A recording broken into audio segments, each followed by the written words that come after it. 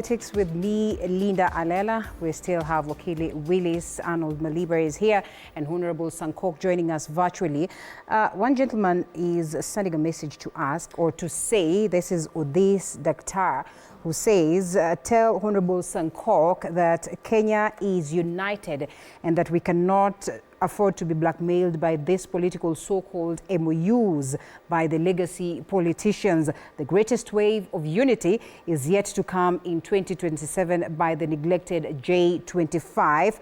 And of course, somebody else says we cannot afford Honorable Sankok to run away with this kind of conversation, and therefore, Honorable Sankok, you have to answer to the Kenyans. But there's also a gentleman by the name Ezekiel from Kisumu who's asking, can you ask Wakili Willis Otieno how he could have reacted to the church concern if he were to be in power? Did you want the Gen Zs to go ahead and cause havoc and damage every activity at the level of the church? I mean, what law do we need to practice if at all we're not going to make sure that we tone them down? We'll be coming to you to respond, Wakili, but let's loop in Honorable Ole Sankok. I still want to ask this very question, and perhaps make it in form of a comment, that political correctness has costed us the parliament. Would you argue so? Do you suppose that the parliament, and you have sat in there, you sit at the East African Legislative Assembly, do you suppose that we still have parliamentarians that are worth their salt to oversight, legislate, and basically address the concerns of the people of Kenya, looking at just how they have ganged up minority and majority, or perhaps they are working together now to make sure that they proceed or they pass the agendas of the sitting government?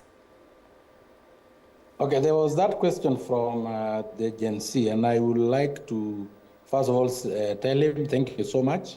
I'm a father of Gen Zs, and we really do respect them.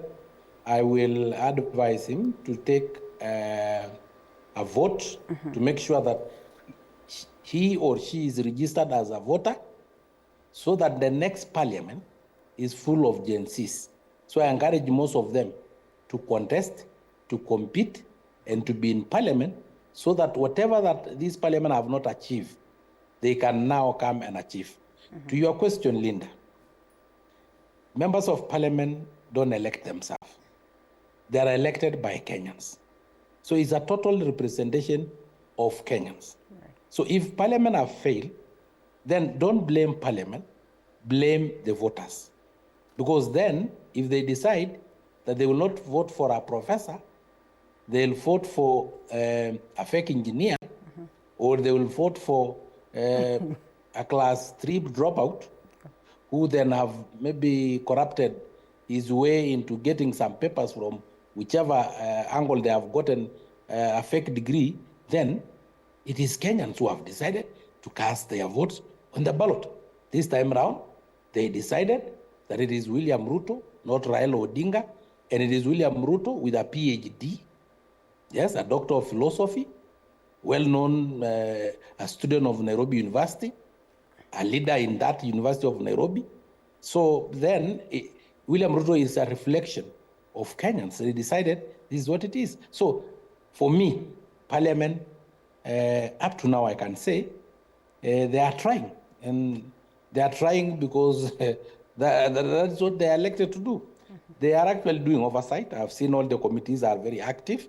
I've seen them summoning cabinet secretaries, and irrespective of their political affiliations, they have been questioning those cabinet secretaries according to the law and the standing orders of parliament. Okay. So to me, I can say parliament is trying. All right, beautiful. Honorable Willis, we come back to you on that very matter of the parliament and what you make of the 13th parliament. A parliament that is constituted by very many, politicians who are likely to find themselves, on the ballot come 2027 and likely to find themselves back to parliament. A government then that you wish to head, if at all, yes, you continue with your plans, to deputize Jimmy Wanjigi come 2027. Do you suppose there's anything that is going to change in terms of how then Parliament will be transacting its business? Because then we have a history of saying that when things get bad, there's no way they're going to go back to being good. You know, I've said the time of legacy politicians is up. Okay. All of them are going to be chased. And Honorable Sankok should not blame the voter. Because at the time when the people were voting, these people presented themselves as capable. But in midterm, they've shown their greed. In fact, this 13th parliament is cursed. It's a cursed parliament. I don't have any faith in it. Right. Nothing good will ever come out of that parliament. Is it? That's the truth. I never used to believe that 13 is a cursed number, but nowadays I do, borrowing from this parliament. That 13th parliament is a cursed parliament, can never deliver. Right. Because it doesn't serve the interest of its people. Look at even today, tomorrow's dailies, you're going to see a member of parliament claiming millions of shillings in mileage. Some of them, if you look at the mileage claims that they've presented, it means somebody has gone around the entire world 6 times in 1 year. The entire world, 6 times in a year. Yeah. How is that even possible? So these are crooks in office. But their time with destiny is coming. In our time, we do believe that Parliament should be a representative body of the people. And Safina Party, we are providing a platform through which the people's voice should be heard. If you're elected as a parliamentarian, your role should be representation, oversight, and legislation. If you're an executive, you ask to execute. Judiciary, adjudicate. And each organ should be independent. We expect to have a robust parliament that will question and hold to account the executive. So that if we are going wrong, we know that the people know that they have their parliament that can call back the executive to order. I will not wish to serve in an administration where Parliament is a rubber stamp of the decisions we've made. Then you dilute democracy and even affect service delivery to the people.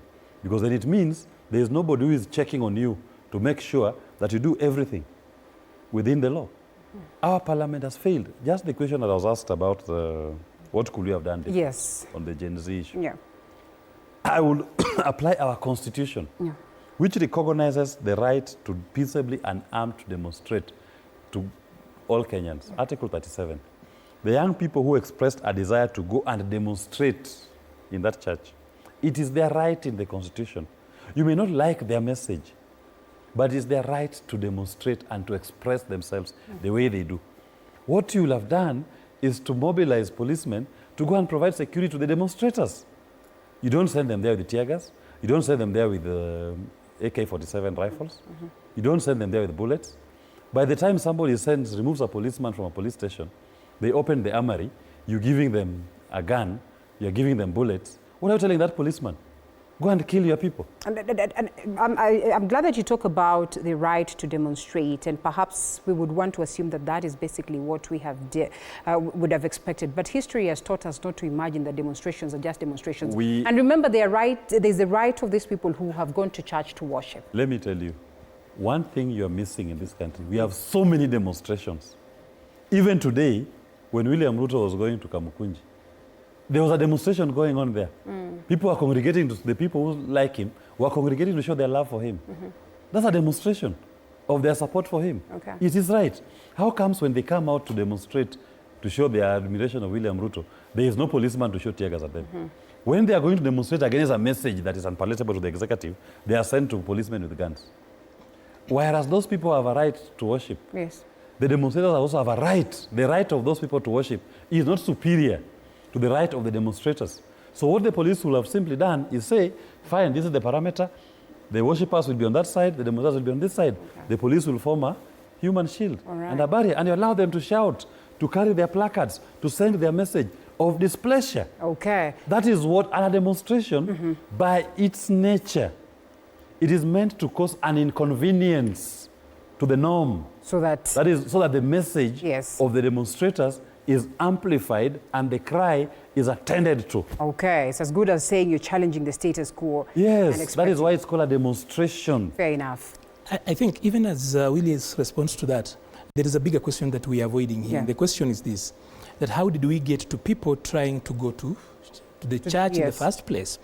First of all, I think the president despises the young people of this country. That young people went to the streets last year. On 25th June, they rain to the people's house because the parliament is the national delegates conference of a country. That is the representative house of a people. If you look at a parliament, you see the people. So the people, the young people of this country went to the house of the people to exercise their displeasure. And what did the young people get out of it? Number one, of course, initially he sounded like he really cared about the issues they were raising. But then see what has happened now.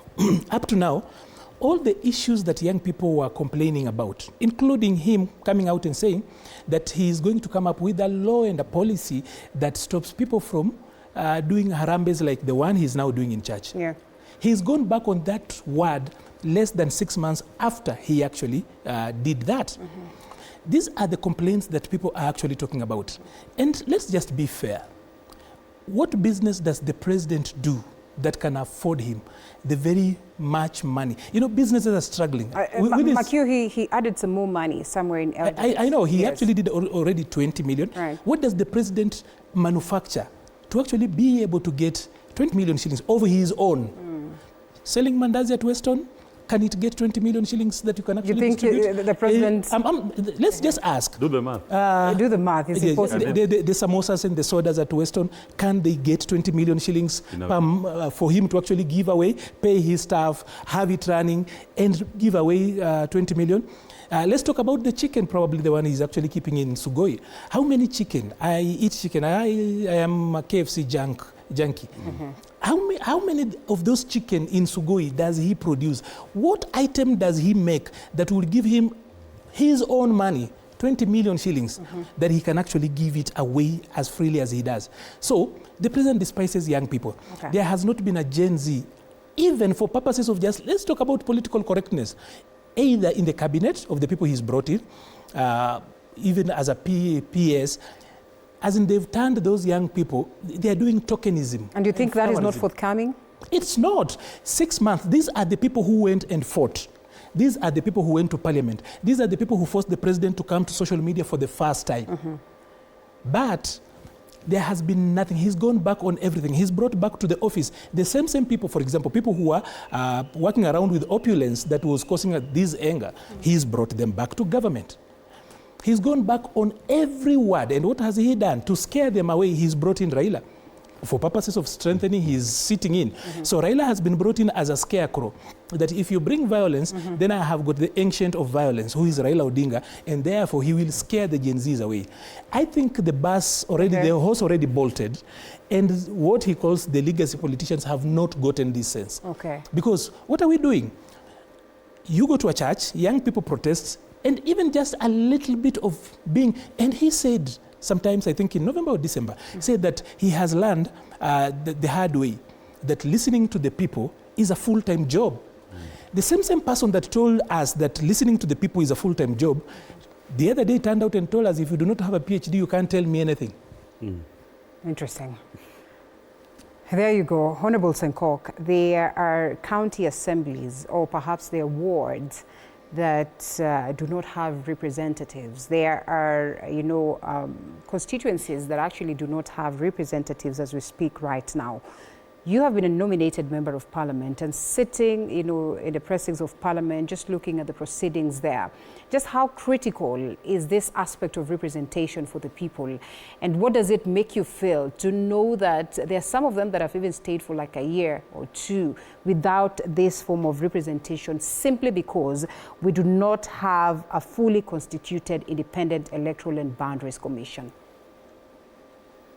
Before I come to that, let me support Willis for the first time in this show, and even my friend there. Abduction and suppressing the freedom of expression is retrogressive, unpalatable, archaic, and outdated. And demonstration, as Willis have rightly put in, is that you can demonstrate your feelings.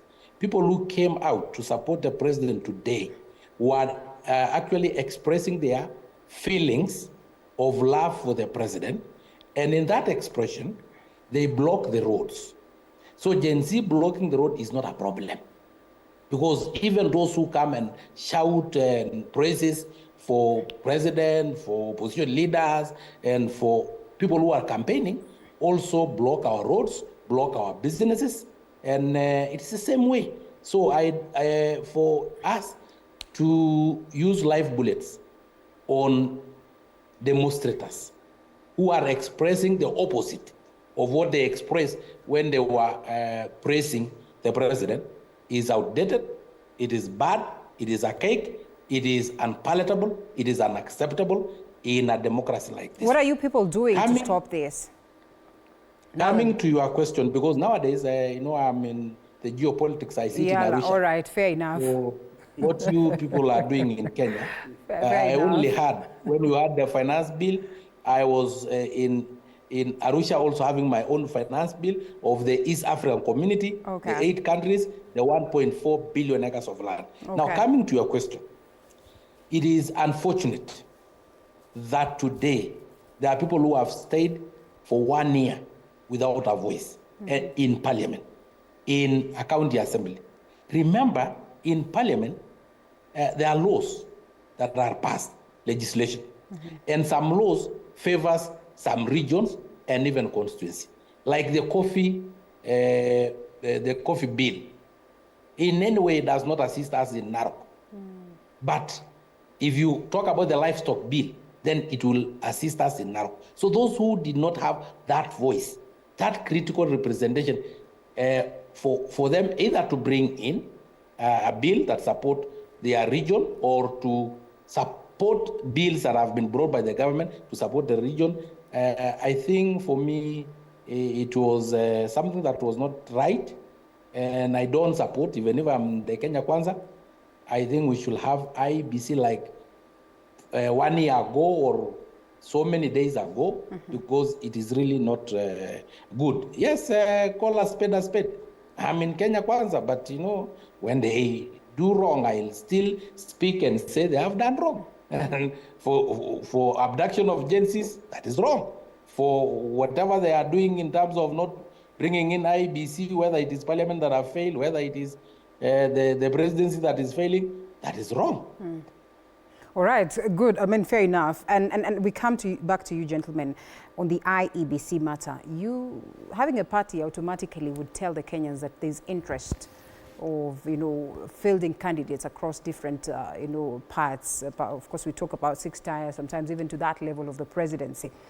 Looking at the fact that we still have an IEBC that is not fully constituted, and we're looking at the timelines and what the Constitution stipulates in terms of how we make sure that we beat these timelines.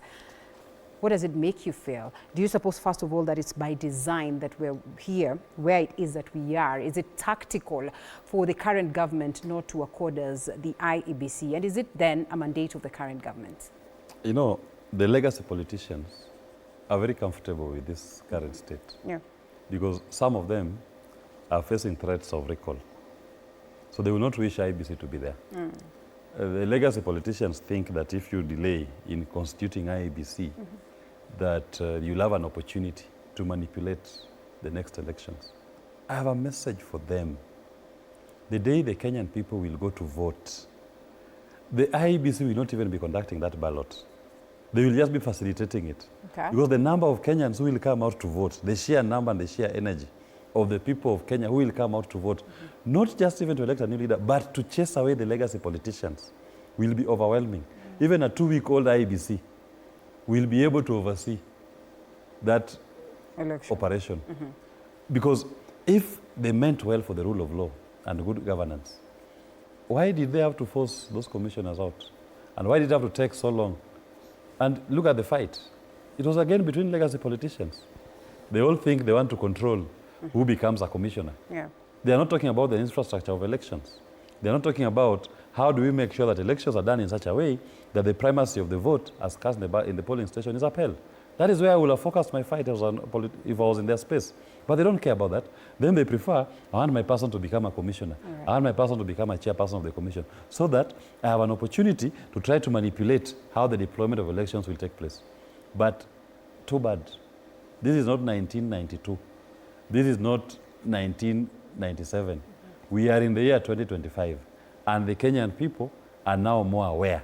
They are now more alert. Can we just talk about that, you know, and overlook the past experiences? We have had, you know, commissioners that have been on board for a good number, for a good time. And we saw the numerous court battles, you know, a series of constitutional concerns that were raised, you know, us pinpointing the Constitution and saying that there's a loophole here and there.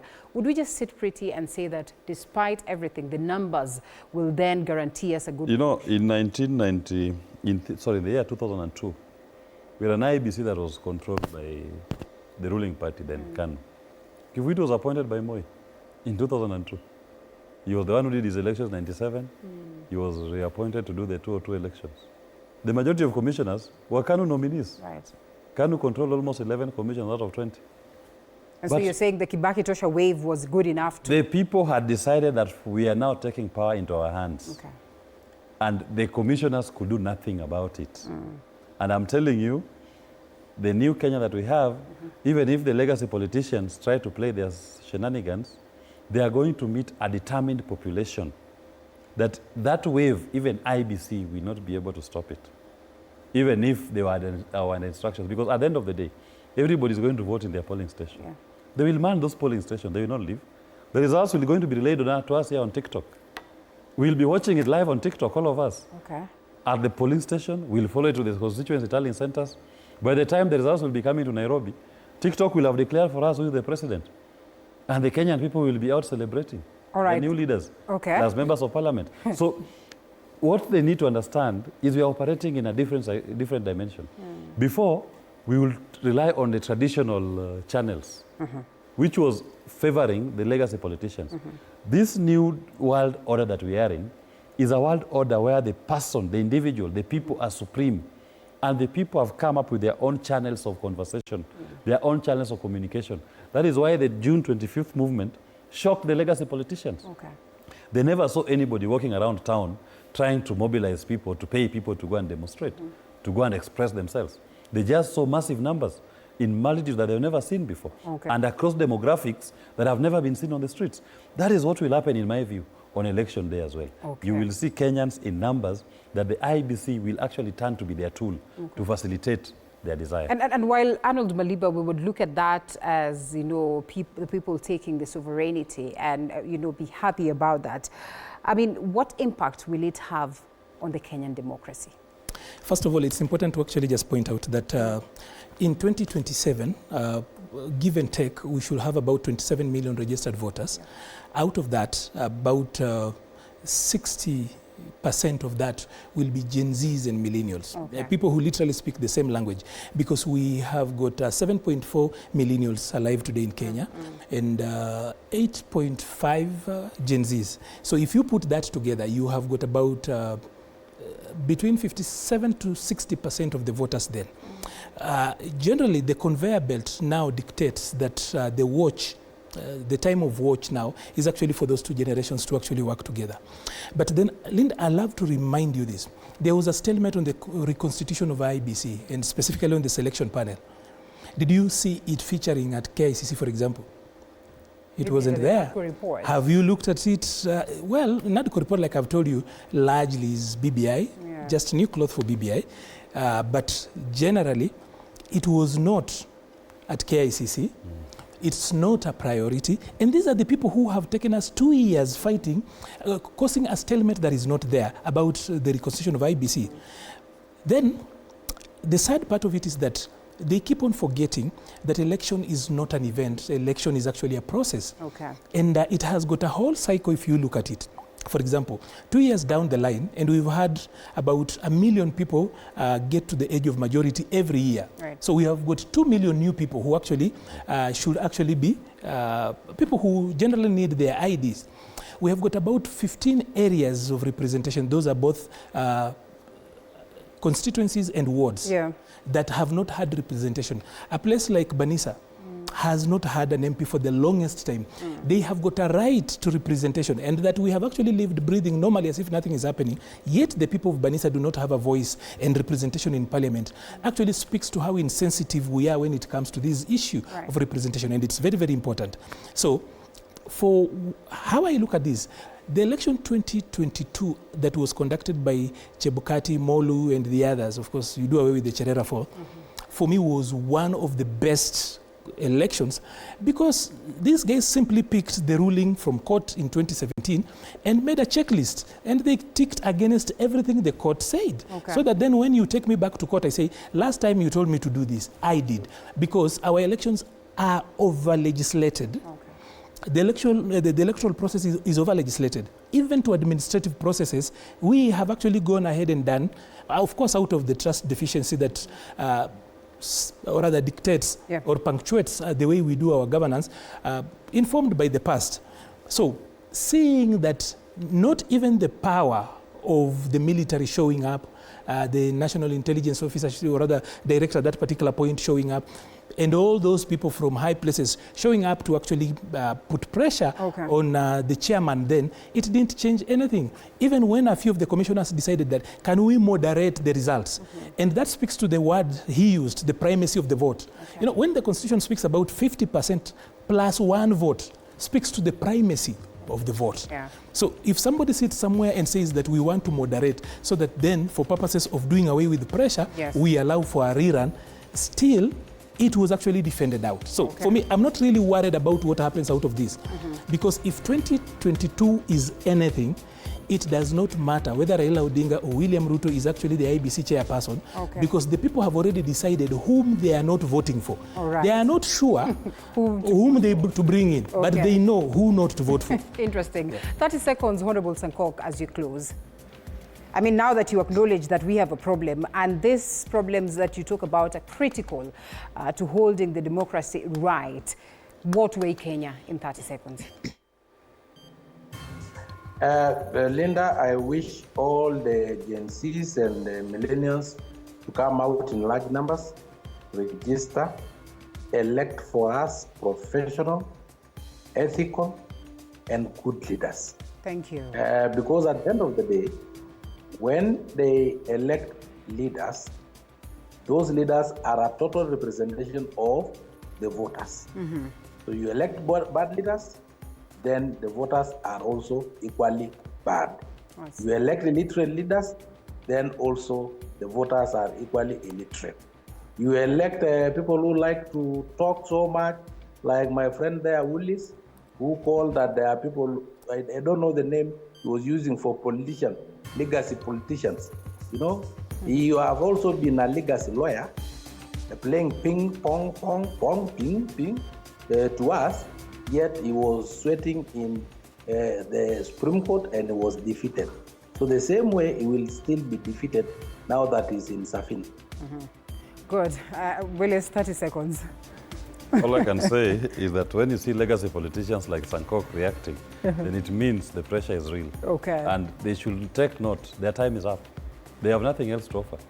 We've seen their best in the last 30 years. What have they offered the people of Kenya for the space they've occupied in all this time? They've only offered us pain.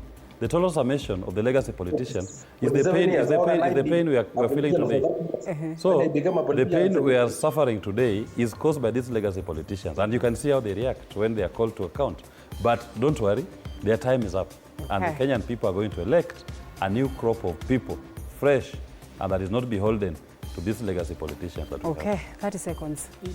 So I'd just like to tell this to Kenyans, that when you give a man absolute power and resources with a plan, he does the best of his ability. Do not think that even if you gave the Kenya Kwanza administration plus now their new brothers another term, they will perform any different. This is the best that this administration and William Ruto can actually give us. Whatever you have seen, that is William Ruto at his best. That is his capacity. He is unable to do anything beyond that because he has got absolute power, he has got the resources, and he has got the support. But whatever he has done, that is the best he can actually give you. A second term, you do not need to be beaten twice to actually know that a snake is poisonous. So whatever way you think about it, do not expect that he will be different. In any case, he can only get lower. All right. Yeah. Well, interesting. Evan says, to be sincere, in Kenya, we are Kenyans versus politicians. And in brackets, he says, Tumbocrats, Raila Ruto handshake is a loss to our country. I am young, but I happen to learn from Kibaki era. And during Kibaki's era, in the parliament, opposition was the majority, and the guy was able to deliver. He was frank on accountability and a true, transparent leader, not like today's members of parliament after yes, sir, without minding their employers who are the voters. In short, as Kenyans, we demand that IEBC be streamlined so that we take action on them. And Paul goes ahead to say, I wonder what happens with this KK government, leaders, because it is pure psychophancy. ODM and Raila at this point are becoming absolute, and Willis Kudo as well as Maliba, you are part of KK, lakini ulifungua macho. Well, interesting. Mwingine anauliza, ala, what happened, Maliba? Last time I checked, this Damascus moment, loving the show all the same and appreciating Wakili Willis. And immense feedback from you people. Just the time would not allow us to go through all that, but we say asante sana that you kept us company, and not just that, you contributed to the broadcast. It's at this very point that we have to come to a close. The last speaker of the day, Arnold Maliba, party leader, Progress Plus Alliance, asante sana, and of course Wakili Willis Sotieno, Wakili, but equally you're the Deputy Party Leader. Yes, Deputy Party Leader Safina. It's important. Sometimes it's not always that you're a deputy if you're deputizing the presidential candidate, right? Yeah. Okay, asante sana. And last but not least, member of East African Legislative Assembly, Honorable Ole Sankok David, joining us virtually all the way from Narok County. It's a wrap. My name is Linda Alela. I appreciate your contribution, as well as, of course, the contribution of the entire team that has made the broadcast a success. We get to see you again some other time, and equally appreciate the sign language interpreter, Rhoda Nyamai. Do have yourselves a lovely, lovely week ahead. Bye-bye.